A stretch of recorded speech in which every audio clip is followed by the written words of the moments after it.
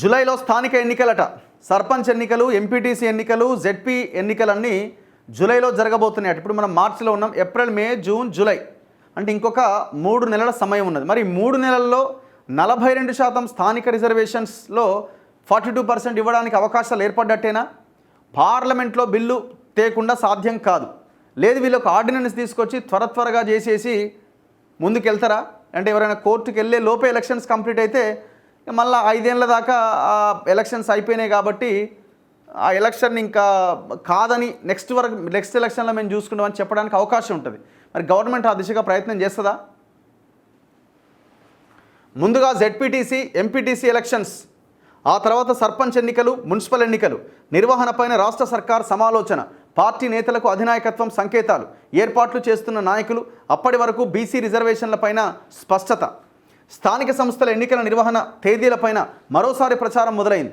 ఇన్నాళ్ళు BC reservation, SC వర్గీకరణను పూర్తి చేయాలనే లక్ష్యంతో స్థానిక సంస్థల ఎన్నికలను తాత్కాలికంగా వాయిదా వేశారు. ఈ రెండింటికి ఇటీవల రాష్ట్ర ప్రభుత్వం చట్టబద్ధత కల్పించింది.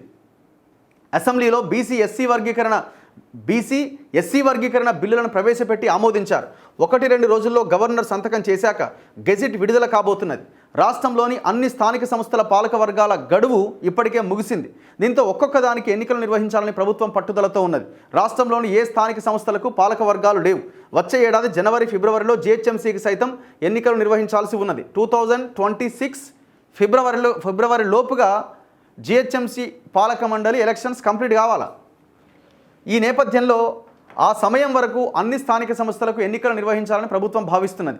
అందుకే జూలైలో స్థానిక ఎన్నికలు నిర్వహించాలని ప్రాథమికంగా నిర్ణయించారు. మొదటి జెడ్పీటీసీ, ఎంపీటీసీ, ఆ తర్వాత సర్పంచ్, అనంతరం మున్సిపల్ ఎన్నికలు నిర్వహించబోతున్నారు. ఇలా వరుసగా 3 రకాల ఎన్నికలు జరగబోతున్నాయి.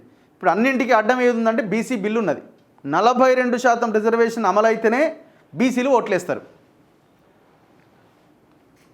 సో ఇది చాలా పెద్ద అంశం అయిపోయింది ఇవాళ. ఎందుకంటే వాదం బలపడుతున్నది, ప్రజల్లో అది బలంగా ఉద్యమానికి దారితీసింది.